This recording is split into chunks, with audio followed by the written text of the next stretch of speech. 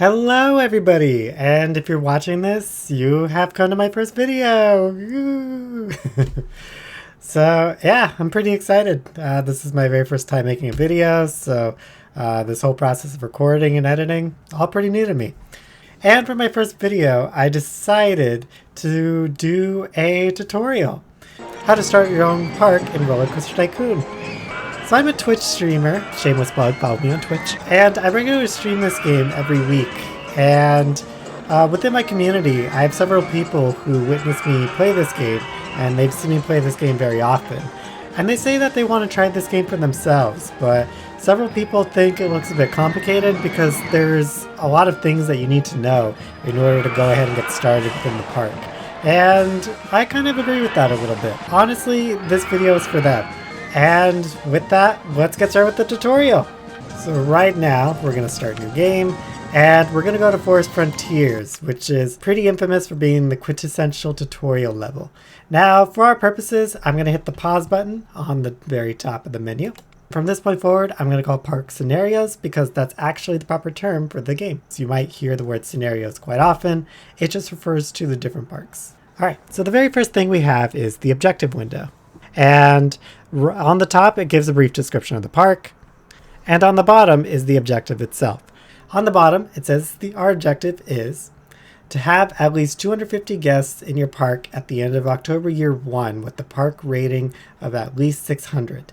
So the objective is going to apply for any scenario that you play. And this is what determines whether we win or lose. And if you win this scenario, you get to unlock a brand new park that you never unlocked before. So you always want to try to win these scenarios. Regardless of what scenario we're in, we have one step that will always be the first step. We want to make sure that our park is open. In order to do that, we're going to go ahead and click on this left icon in the objective window. We see a red light, and now we just need to hit the green light in order to open the park. A good indication to tell whether or not your park is closed is if the letters are red or white. If the letters are red at the park entrance, then it's closed. If it's white, then it's open. It's very important to open the park, otherwise your guests won't be able to enter. Okay, so now that we open the park, we're going to go ahead and unpause. So already we see this is what the park comes with, and I'm going to zoom out by hitting the magnifying glass. You can hit it as many times as you want to until the game permits you. And to zoom back in, just hit the magnifying glass going in. And we're going to go ahead and look through the park by just moving the mouse, and we see that we have plenty of room. Alright, so there's a very few brief things that I want to go over when we're going over the objective. I'm actually going to break it down into a couple different parts. Number one is the number of guests. That one is kind of self-explanatory. It's the number of guests that are in your park at the time that is the end of the objective, which is stated right here, October year 1. Now, down here on the bottom right corner, we actually have the month, the day, and the year. In the vanilla version of RollerCoaster Tycoon 1, or RollerCoaster Tycoon Deluxe, we actually don't have the specific day, but you can always find out if we hover over it, and it'll tell you exactly what day it is. The game time runs for the months of March through October. That is considered one full year, leaving out the months November through February. Those months are not in play when we're playing this game. 1 year of game time is almost equivalent to 1 hour of real time. So we essentially have 1 hour to beat the objective for 250 guests. And since this is a tutorial level, this is not the most difficult thing. There will be other types of objectives that are a bit different from the number of guests. We'll go over that in a later video. Lastly, it wants us to have a park rating of at least 600. We can find the park rating on the bottom right corner right here that shows this bar graph. You can also click on it just to see the trend of the park rating, and you'll go over this window. What the park rating is it's just an overall rating of how guests like your park, or how happy they are to be in your park. The highest park rating that we can achieve is 999, and the higher the park rating, the better it is, and the more likely guests are going to enter your park. It's a good barometer to tell you that there is a problem. It doesn't tell you what the problem is, but it does basically tell you that, hey, you have a problem somewhere. And we want to keep this as high as possible. It's only at 0 now because there's no rides or anything in this park, but the park rating will go up as soon as we start building. And you might want to look in the bottom left corner just to see the trend going. So just try to keep this as high as possible. And a park rating of 600 is actually not too difficult to achieve as long as everything is intact and as long as you follow this video. If you ever want the park window back open, we can easily click on the park icon up here. Or we can click on the park entrance and the same window will still pop up. Before I unpause the game, there's actually one last thing I want to go over. Right above where you see the number of guests as well as the park rating, you can actually see the amount of money that we have. In each scenario, we start with the set amount of money, but this is all borrowed money. How do we know how much money we borrowed? Well, we can click on this finance button up here. And this tells you how much money you're borrowing as well as how much cash we have on hand. We can increase and decrease our amounts of loan in increments of $1,000. We want to be careful though. We want to be careful because each scenario will have its maximum amount of money that we can borrow at one time. In this case, $30,000. It's also best to try to pay back loans when you can. This isn't extremely necessary, but we do get charged loan interest as you can see on the list down here. We'll get charged loan interest every month we have borrowed money. The interest rate is not high at all, so I wouldn't take it too much into consideration when making financial decisions within the game. Pretty much anything in the game, from paths to scenery or rides, almost everything costs money in the park. So we always want to watch our money amount. All right, now that we have the park open, I'm going to show you how to build a ride. If we want to build a new attraction, we could do so by clicking this button up here. If we want to build a new ride, food stalls, drinks, or other types of facilities. As you can see, there are a few different ride types in the game. I'll go over each of them very briefly. Transport rides. They generally take guests from point A to point B, but guests usually don't have the intellectual capacity to help them get to another point of the park using a transportation ride. They'll treat it as any other ride. Gentle rides. These are your quintessential carnival rides that are not intense, but plenty of guests will still ride them, but you can't charge much for them. Roller coasters. Well, hence the name RollerCoaster Tycoon. These are your roller coasters. They will have pre-built designs, or you can build your own custom design. Thrill rides are basically the middle point between gentle rides and roller coasters. These rides are slightly more intense than gentle rides, and at times could be as intense as roller coasters. Water rides. They're either tracks that are built in water or tracks that contain water. They tend to have very high excitement ratings. It's always good to have around in order to make a little bit of money that'll appeal to a large range of guests. Shops and stalls. These will be your food, your drinks, your bathrooms, information kiosks, souvenir stalls, and other stuff that we can sell. All right, now that I went over the ride types, I'm going to start off with the gentle ride. And I'm going to show you how to build a flat ride.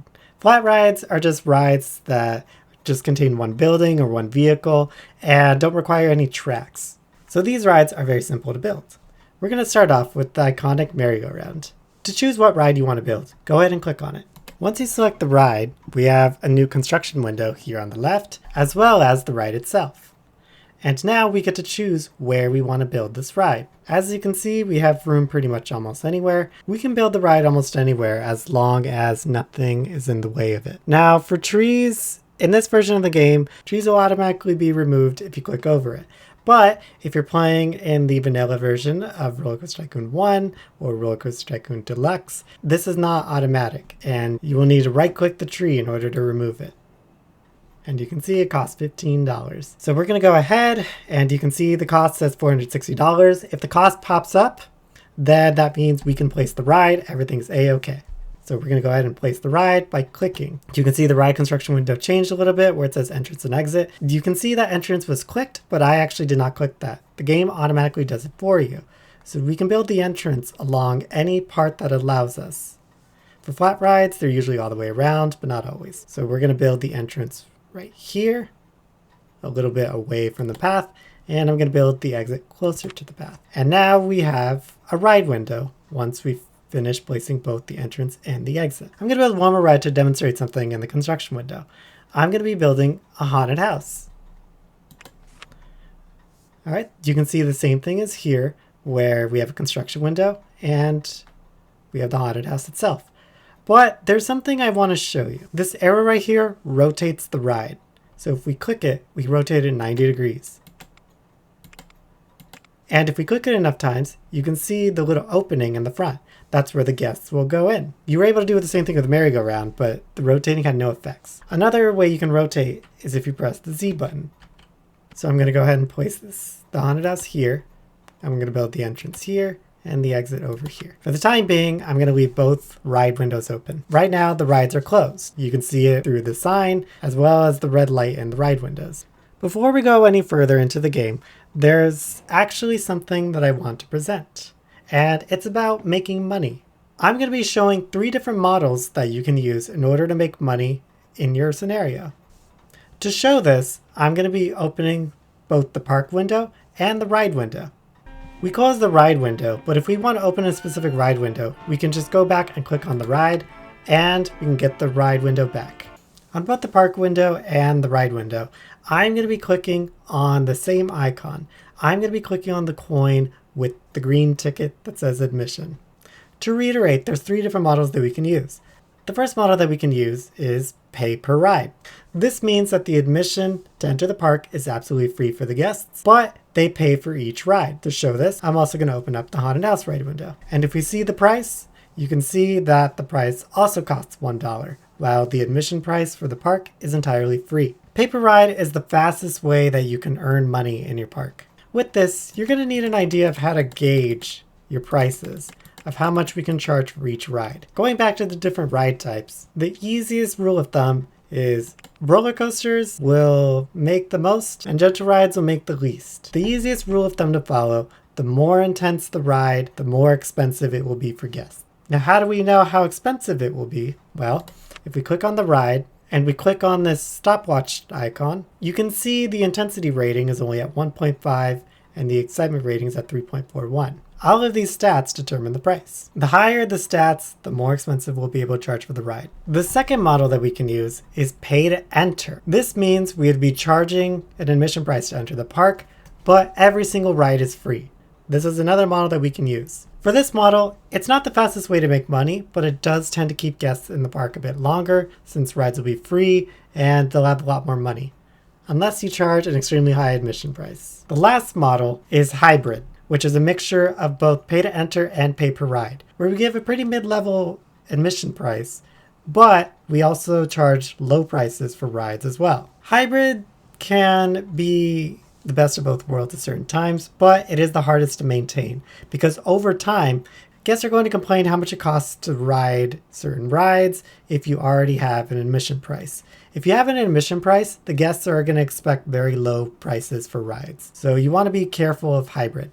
One thing to note, if you're playing RollerCoaster Tycoon Classic, it does not even give you the option to do hybrid. Each park will already have a preset of pay to enter or pay per ride. For the rest of the tutorial, we're going to stick with pay per ride. Before we can open this ride, we actually need to build a path to both the entrance and the exits of this ride in order to open it. While this is not required, it's best to do so. That way guests can go ahead and ride it and we can start generating revenue. Now here's how to build the path. We can build the path by clicking on the path button right next to the attractions button that we clicked on before. So go ahead and click on path, and we now have a footpath window. In the footpath window, it defaults to a normal path. It currently matches the style that's already present in the park. In order to build another tile of path, it's defaulted to construct on land, in this case flat land, and all we need to do is highlight where we want to build the path and click. And already we have a new path. So we can build a path extending forward, we can build a path to the exits, and we can also build a path to the entrance. But I actually want to use a different path for the entrance. Rather than the normal footpath, I'm going to use the path next to the entrance, which is the queue line path. This is where guests will actively wait in line. If we hold over the path, you have 4 different styles to choose from. Once we choose what style we want, we can go ahead and build a path that extends to our main path. And we will do the same with the haunted house. Now we're ready to open both rides. For this tutorial, I'm going to build one more ride type. I'm going to build a roller coaster. I'm going to choose the classic mini roller coaster, or also known as the junior roller coaster in RollerCoaster Tycoon 2. In this design window, you can see there's already a lot of pre-built designs. You're more than welcome to choose any pre-built ride, or you're more than welcome to build your own custom ride, which I honestly find one of the most fun aspects of the game. For this tutorial, I'm going to start with a pre-built. I will show off how to build a custom ride in a future video. Alright, so I clicked on Crazy Caterpillar. We're going to zoom out to get a better view of where I can fit this roller coaster. I'll place this right in this location because it has plenty of room around it and there's no scenery or trees in the way. And a good indication of whether or not, yes, you can build this ride is one, the animation of the ride pops up, which is not available in RollerCoaster Tycoon Deluxe. Also, you can see the price pop up, as opposed to when there's a bunch of rides in the way. With that, let's build the ride. And let's zoom back in. And just like the other rides, we're going to be building an entrance and exit. You can see the station right here. Entrance and exits will always form from the stations. I can't place it everywhere though. We can only place it in certain tiles where there's not roller coaster track in the way. A good tip is to try to build the entrance towards the front of the ride and the exit towards the back. In addition to opening and closing, we can also test a ride, which we're going to do right now. Okay, now that we open this ride, we're going to build a path. And we're going to do that by opening the path window once again. We can begin to build a line. And now we're switching to the exit path. And now we're ready to open the ride. There's one more thing I want to show. I want to show the stopwatch. You can see the test results here. Because the test results are a lot higher than that of the haunted house or the merry-go-round, we can actually charge much more for this ride. We're actually going to charge $3.50 for the ride so we can make some more money. Alright, moving on, we're going to build. And I think the perfect location is right next to the haunted house. So we're going to build a new path. Alright, now that we have our new path built, we're going to click on the attractions again. And we're going to click on the rightmost icon. And now we have options for shops and stalls. So there's a few different types of shops and stalls. The first is food, the next is drinks, and the next is facilities. Right now, let's build a burger bar. One thing to know is that guests are not very picky about their food. They'll go to whichever one is available to them at the particular moment. So we want to make sure the burger bar is rotated to where we want to build it. Here we go.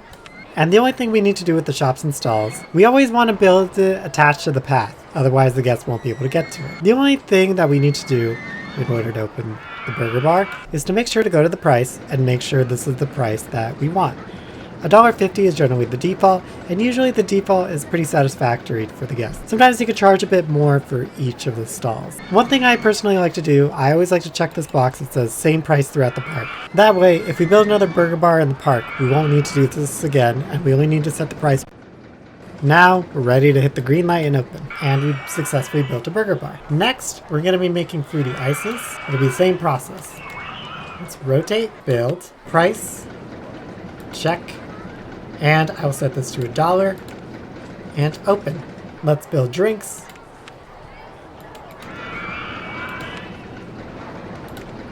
And let's build bathrooms. One thing to note is that guests will generally not pay to use the bathroom. It's best if we leave the bathrooms as free. You have the option, but do it at your own risks. Guests will just flat out refuse to go to the bathroom if you charge. And now we have our shops and stalls. We always want to make sure that they're present throughout the park because guests will generally be unhappy if there's not enough food or drinks in the park and they can't find it. Alright, now that we've had this roller coaster for a little while, you can see on the path that there's vomit. There's vomit absolutely everywhere, and it's disgusting. And believe it or not, guests don't like the vomit either. One way we could get rid of the vomit is if we open the path back up, we can get rid of paths by right-clicking on a path that's already built and clicking it again. That is one way to do it, but as you can see, we lost $2 because we gained 10 to remove it, but 12 to put it back. But a much better way and a much more efficient way to do it, especially if you plan for your park to get bigger and bigger, is to hire staff. And this is another very important aspect of the game. We can hire staff by pressing this icon that shows a handyman and a mechanic. Once you click on it, we have a staff window now. There's going to be 4 different types of staff. I'll go through each of them and be very brief. Handyman. They clean your park, water your flowers, and they mow lawns. Mechanics. They inspect rides and they fix rides when they break down. Security guard. They patrol areas to make sure guests don't break anything. Entertainer. They go around the park, parading around, and they make guests happy if they pass them. I just like to use them in very long queue lines. Alright, the first staff that we're going to hire a few handymen. So we're going to hire 1, 2, 3. And as you can see, they're immediately cleaning up the path. And this is a very good thing. And remember when I mentioned the park rating earlier? As you can see, it's fairly low at 812. Once we clean up paths, the park rating will go up. Having discussing paths is one of the main causes for the park rating to stay low. Next, we're going to hire 2 mechanics. 1, 2. One thing I will say is, each of them have a monthly salary. We want to be careful of not hiring too much staff, but we also need to have enough staff in order to fill the park.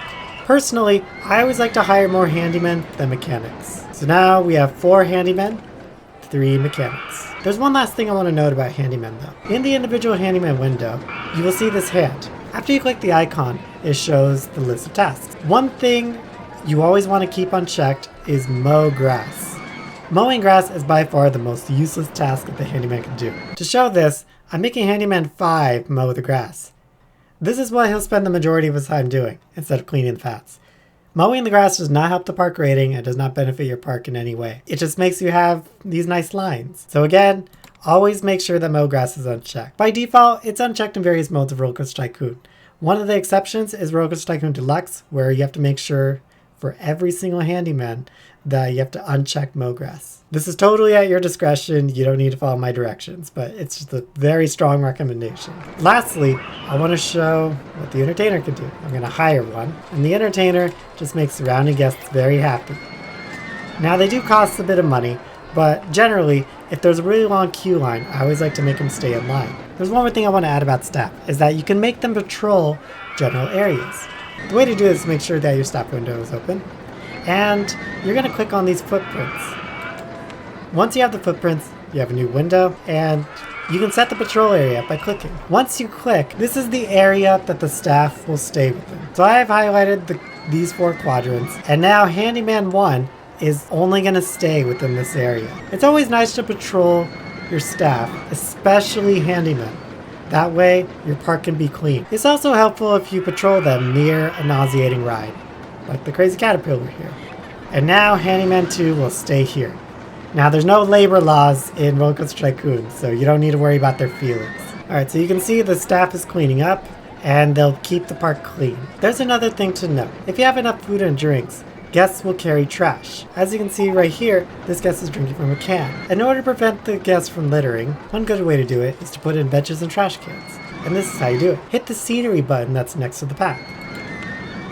Once here, we'll have different windows of trees, other types of statues and flowers, fences and walls and roof, and where we want to go, the items that show on footpaths. The most important ones are benches and trash cans. And the way to do it is very simple. We're going to start by building trash cans. Let's go ahead and click on it. And you can only build benches and trash cans on paths. So there we go. Building on paths. Okay, we have built a lot of trash cans. You always want them a little bit spread through the park, that way guests don't litter. If the trash cans get full, you will notice, but the handyman will also empty the trash for you. Lastly, we want to put in benches. Benches have 3 different purposes. 1, they help tired guests gain a bit more energy. 2, a lot of times when guests get food, they like to sit down and eat. And 3, if they come off a ride and they're very, very sick, sitting down makes them feel better before they throw up. Alright, so let's put benches on the paths just like we did with trash cans. Alright, there's plenty of benches, and as you can see, there are some people already sitting on it with food in their hand. And this is pretty much the fundamentals of RollerCoaster Tycoon. What you pretty much need to do from this point on is you just need to keep on building. Just keep on building paths and rides in order to expand your park, and everyone will try to come. I'm going to build a thrill ride. I'm going to build a water ride.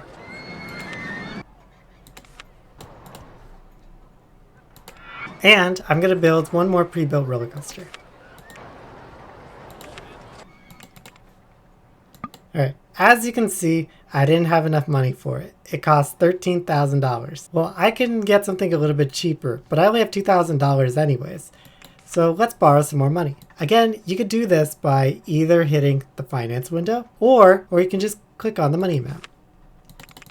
Alright, now that we have more money, let's go ahead and build the ride.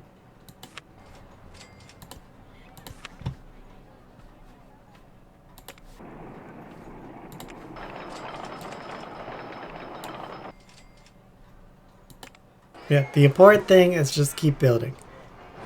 And you can successfully make a park. Remember to charge more for roller coasters. Alright, we're towards the end of October year 1. Right now it is August year 1, so we have 2 more months. There's a few fun things that I want to show. Going back to the scenery, I want to show off these banner signs. These banner signs can be very, very useful for one specific reason. Again, just like the trash cans and benches, these will only go on paths. But if we place one of these signs, we have to make sure we rotate the right direction so it faces the guests. And if we hit this symbol right here, it means no entry. So the guests will not go. The guests will not pass through. Sometimes the cheesy way to finish scenario, if you need people to stay in the park, you can put a no entrance sign by the entrance and they'll never leave. I wouldn't recommend it though, because it lowers your park rating. You can also have some fun with some scenery, so you can go ahead and place some flowers. And I'll also place an information kiosk, which we just got, which these have 2 different purposes. I always like to put these relatively close to the entrance of the park. Now the information kiosk will sell 2 items. They'll sell park maps, and they'll sell umbrellas. Now umbrellas the guests will purchase at a very high price, especially when it's raining, because it rains quite often in almost every scenario. Also, if you're wondering where these rides came from, you can see right here in these messages that we received these new rides. To get to these messages, you can either click on the bottom, or you can press M for messages. These messages will usually tell you if a ride breaks down, or if we get something new, or if we get a reward, like we got a reward right now for being the tidiest in the country. Yay! Thank you, handyman. I would give promotions, but you can't get promotions in this game. So in case you were wondering where they came from, if you click the beaker next to the finance, you can actually see what's coming. So right now is September 4th, and we're having a looping roller coaster on September 5th. So that is where that comes from. I'll go more in depth with this in a future video. Another fun thing to do is that we can customize the rides even if they're already open. So if we click on Crazy Caterpillar right here, what we can do is, if we hit the paintbrush, you can change to whatever colors you want. You have a wide selection of colors you can choose. And for the trains, you also have an option to make them either the same colors or different colors. So we'll make one train this color and one train a darker blue. And there we go. And this will apply for a lot of different rides. We can change the color of the merry-go-round. There we go. And we can also change the color of some food stalls, like this ice cream right here. There's also some items that are sold that you can change the color of. For example, you can change the color of these umbrellas. In RCT2, they give you the option to choose a random color for each guest. But you can also have a default color if you would like. And if you don't have the option for random color, you can come back and change the color periodically so you can see a variety of umbrellas and a variety of different colors when it rains. Another fun thing I wanted to show is that you can name the ride anything you want. And all you have to do is click this tag that's right above the arrows. So I'm going to change the name of Haunted House 1 to Spooky Manor. Now keep in mind you could be very creative with the names. You can be much more creative than this. It's also, for me personally, it's a good way to interact with chat when they come up with crazy names sometimes. Lastly, I want to talk about guests. Just like being able to name the rides whatever you want, you can also name the guests whatever you want too. Now you can see that the name is now Gizmo Cat. And one kind of fun thing to do is you can kind of stalk them too. If you press this I button and you close the window, the messages on the bottom will tell me where the guest is. Oh, look at that. I got a knife for Crazy Caterpillar. That would totally be me. That would totally be me. In addition to the different colors, you can also add music to rides. If you hit play music, this drop menu will pop up and it'll give you a lot of different options. You can go ahead and try them out. Before the scenario ends, I want to show something special that you can do with paths. For this, we're going to open up the footpath menu once again. So this is basically a second mode in which you can build new paths. Right now, you just saw the tile mode, which is build one tile at a time. Again, to get rid of tile, just right click. You can also right click on trees and it'll get rid of trees for you. So in addition to just building tiled paths and tiled concrete, you can build a bridge. And to build a bridge, you just go to the bottom right corner and click on the button next to tile. And now you're in bridge mode. And now you have a cursor where you can go absolutely anywhere. But the recommendation is we want to set the square of where we want to build the path from. So across from the exit of the merry-go-round, I want to extend further this direction. So we're going to be prepared to click this intersection mainly because this is where you want to build from, just so it's connected to the bridge. In addition to that, we also want to make sure that the arrow is pointing at the right direction. So like I said, I want to go across from the exit. So I'm going to point the arrow towards that direction. And once you're in the right direction and the right path, go ahead and click, and you have this menu that says build this, and you can build the path. You can even go straight if you want to. It also allows you to turn different directions, like so. In addition to building the flat path, we can actually build bridges by hitting the slope button right here to slope up. And once we click on it, we can go ahead and hit this button to construct it again.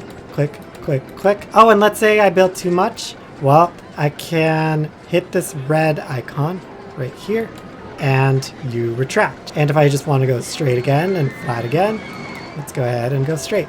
And that's how you can build a bridge. Now, bridges are especially useful if you want to go over other obstacles, like this roller coaster right here. If I want to go over this ride, you see, I was able to go over this ride. I went straight over with the bridge. And perfect timing, you can see that the guests have their umbrellas. So this is what the information kiosk is for. It's especially helpful when it's raining. And just one fun fact to know, covered rides are very popular when it's raining, and roller coasters are not popular at all. So rides like the merry-go-round and haunted house that are completely covered and protected from the rain, guests will be more than happy to get on it, while uncovered rides like this Spired ship are not. We just got an observation tower, and this will be the last thing I will build in this park. So like the other gentle rides, it is a flat ride, but after one click, you notice you have to construct it. But just like the path, where it says build this, you can go ahead and click on it as many times as you want to. And once you're done with that, go ahead and click on entrance and click on exit. And just a side note, if you want to move either entrance and exit because you don't like where you placed it, well, when the ride is closed, you can move it by just pressing entrance again. And there we go. Oh, too close. I'm going to build it one more time. And same thing with exit. Just click it again, and there you go. All right, so I'm done building this ride, so I'm going to close the construction window. And I now have a ride window. And let's test it. And let's do our usual building path and setting price. And there we go. And just in time, we're at the end of October year 1. And it would be your objective. The guests will cheer for you. They're very proud of you. They're actually clapping. Yay! We beat it. And we have successfully beaten the scenario. And one very, very important thing is how to save the game. We'll go ahead and click on this floppy disk and just hit save game. In this case, I'll hit save game as, just so I can showcase this. And you have a menu where you'll be able to save the game to a new file or a current file that you already have, like you would save any other document. So we're going to save again to menu, and we'll exit the game. Alright, so that is my tutorial for RollerCoaster Tycoon. So I hope all of you have as much fun as I have, and there are some other stuff that I want to go over, but I think it was just too overwhelming to go over in one video. But those are the basics and fundamentals that you need to know.